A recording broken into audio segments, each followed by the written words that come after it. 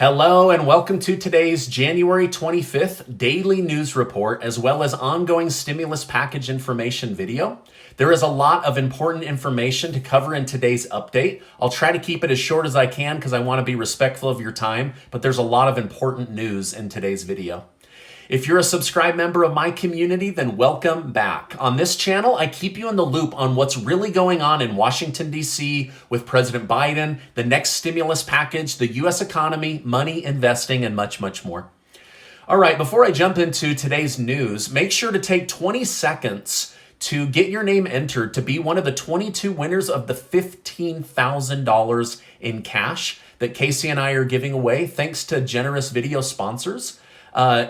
When you leave the entry page and go from an article to a video, that is proof that your entry has been accepted. And I'll make sure to leave a link below.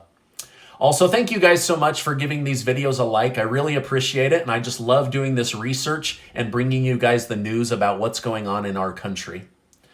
All right, now, President Biden created quite a show yesterday after calling a member of the press corps a stupid son of a bee. After believing his microphone had been turned off.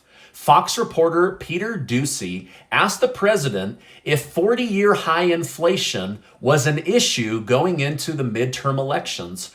Biden thought his microphone had been turned off, but it hadn't. The president said this: "No, it's a great asset. More inflation. What a stupid son of a bee." Now, some were concerned that a sitting president said inflation was a great asset, more inflation, while others were disappointed that a sitting president would say something like that to a member of the press corps. Jake Tapper of CNN said it was very disappointing to hear the president talk like that about a member of the press. The president called Peter Doocy and apologized, saying, "Hey, listen, it wasn't personal." Doocy then said the president can call him whatever he wants because he wasn't shaken by it. Now, speaking of President Biden, we aren't 6 months from the Afghanistan war exit, and we're being told we could be on the verge of World War III being started with the country of Russia. As chief commander, Biden has asked the military to have 8,500 troops ready to hit Ukraine with boots on the ground if things escalate.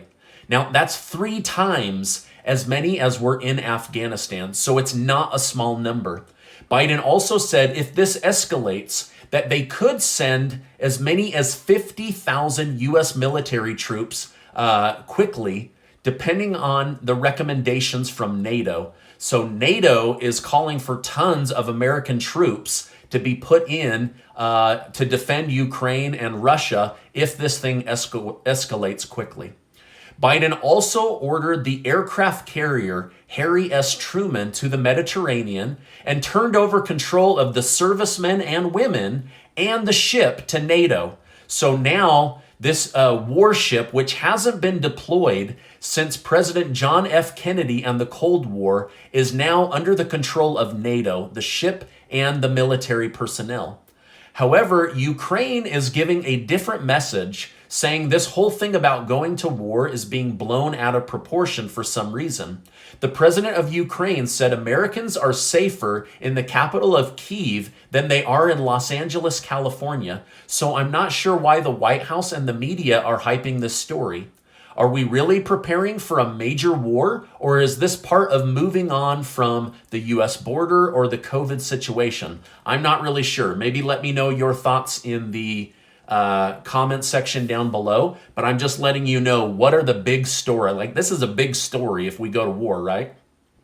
The other interesting thing is how much the White House and the media are talking about Ukraine's border, but are saying almost nothing about the U.S. southern border and how over 2 million illegal immigrants came into our country.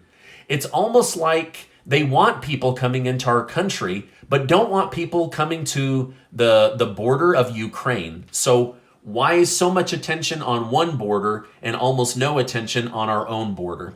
As of today, over 800,000 illegal immigrants have stayed in the United States with financial assistance using taxpayer money, right? But they can't get you a stimulus check? Come on, something's not right here.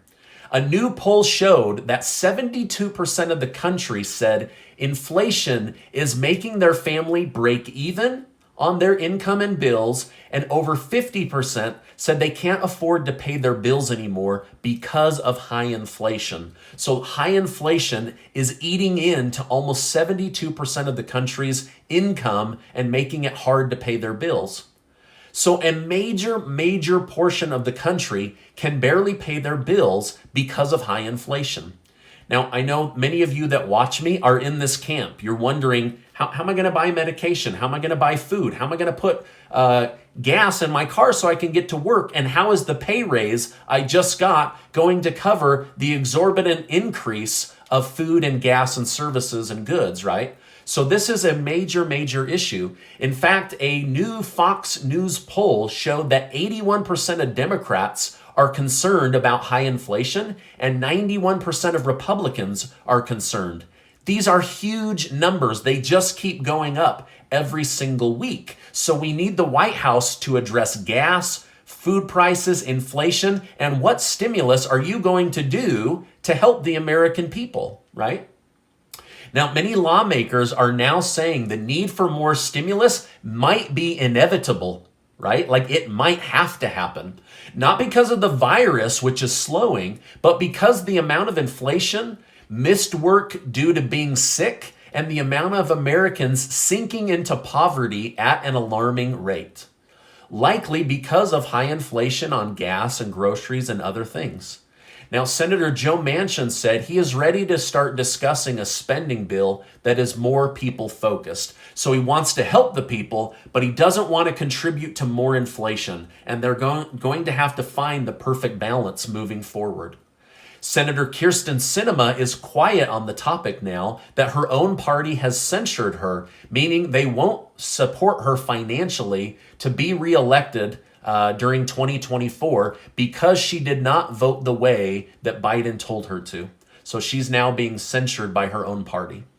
The number one area members of Congress want to discuss first are the child tax credit monthly checks and possibly higher adult tax credits for those that don't have children. Now, they've not said whether that adult tax credit could be made into some form of monthly check or whether it would just be a lump sum tax credit taken in April when you file your taxes. More needs to come out about that, but those are kind of the two big areas that they're discussing.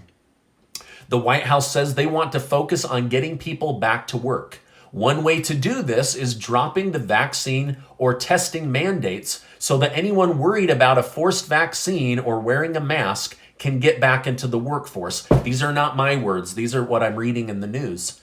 Also, OSHA and the Department of Labor announced that they are withdrawing all policies on forced vaccines and testing.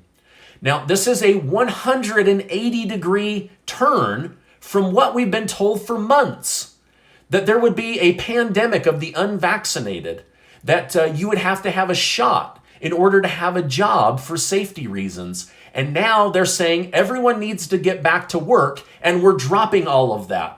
So we are getting super mixed messages from the media and the White House.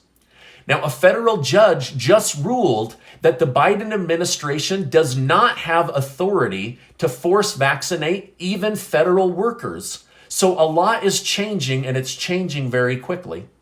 Trucking companies say they plan to back their drivers in fighting the new vaccine mandate that all truck drivers bringing goods from Canada or Mexico must be vaccinated. These companies are saying Biden is playing Russian roulette with the U.S. economy. These drivers want to drive and help with the bare shelves situation, and now it could lead to even more bare shelves. The transportation company BNSF Trains said on February 1st, 17,000 workers are planning to strike against company policies. They say this could mess up the supply chain crisis and bare shelf situation even more than truckers, as trains move massive amounts of food and materials and product all over the United States. Now, I don't want to share this information to scare anybody. If you've followed me for a long time, you know I'm an optimist, and I'm trying to help the people that follow me. But this is a huge deal that could affect you, the stores in your area, and your wallet. And so I believe it's important that you know the truth about what's really going on. Now, you may have heard the terms Sleepy Joe Biden or Hidin' Biden. Well, there may be some truth to these comments, but not in the way you would think. Let me explain. Several exposés have come out this week about major news networks showing that Biden's chief of staff, Ron Klain, is the one keeping Biden from doing more public interviews, from doing pressers. In fact, a new study came out that 25% of the president's time has been at his own house, not even at the White House affecting policy, at the recommendation of Ron Klain. He's also the one pushing aggressive, progressive ideas, even though Biden has been a moderate Democrat his whole career and ran as a moderate candidate when he ran for president, only to become president and now push super progressive policies. The media is now saying that top Democrat leaders want to push Ron Klain out of the White House as his progressive tendencies and the need for spotlight are eclipsing President Biden and who he really is and the work he really wants to get done. Now, this was all new to me. I didn't realize that Ron Klain was this way, but I have seen this stuff in the media, and now it makes more and more sense. So if you voted for Biden and then wondered why he's acting the opposite of the man he portrayed himself to be and the media portrayed him to be, this might answer some questions. I guess his chief of staff is ultra progressive and loves to be in the spotlight, and so he's been hiding the president from us. Biden is continuing to face many battles on many fronts, and the newest is the nuclear deal negotiation going on between the United States and Iran. 3 of Biden's top negotiators quit this week, citing Biden as being way too easy on Iran, and they do not want to be a part of giving Iran nuclear capabilities, so they quit. To make it just a little worse, now North Korea has started launching missiles again and saying they are ready to start their nuclear weapons program again. Lastly, the state of New York's Supreme Court ruled yesterday that forcing New Yorkers to wear masks is unconstitutional and seeks to remove the power from the new governor. However, the new governor, Hochul, I hope I said that right, is saying ignore the Supreme Court and the law and wear a mask to work and to school, and in fact, wear one everywhere. So this is new breaking news coming out of New York. The Supreme Court saying it's unconstitutional, and a government leader saying ignore the Supreme Court.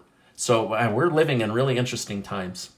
The state of Florida is preparing to sue President Biden. For months, the Biden administration has been blocking monoclonal antibodies to Texas and Florida, a move some say was political because Texas and Florida tend to do the opposite of what President Biden wants. Well, now it's been proven that the White House was blocking access to this COVID therapy, and DeSantis is livid. In fact, the White House got the FDA this week to remove emergency authorization use of monoclonal antibodies. So the battle over therapeutics is heating up as the push for vaccines is cooling down. Now, this is my update for today. As I know more, I will definitely come on and share more. Man, the energy in Washington, D.C. when it comes to stimulus is starting to shift more towards standalone bills. What are we going to do to positively affect inflation, the rising cost of food, gas, checks to kids, checks to adults? So I'm seeing a shift in the momentum and the discussions. And so I'll be on each day to keep you in the loop on what's going on with the president, the country, and with the stimulus situation. Now, before you go, Casey and I aren't super rich, but we're trying to help people in our community with a little extra spending money. So make sure to get your name entered to be one of the 22 winners of the $15,000 that we're giving away, thanks to very, very generous video sponsors. 20 of you are going to win $250 in cash, and one of you is going to win $10,000. 5,000 to keep and 5,000 to give to someone you love. We want to help you help someone you love, and we're really excited to give that money away. I can't believe it's ending soon, so get your name entered. Now, before you go, I just want to remind you that you are amazing. Just in case nobody reminds you of that today, never, never, never link your self-worth to government policy, right? All right, hey, I appreciate you being in my community, and I'll see you on the next video.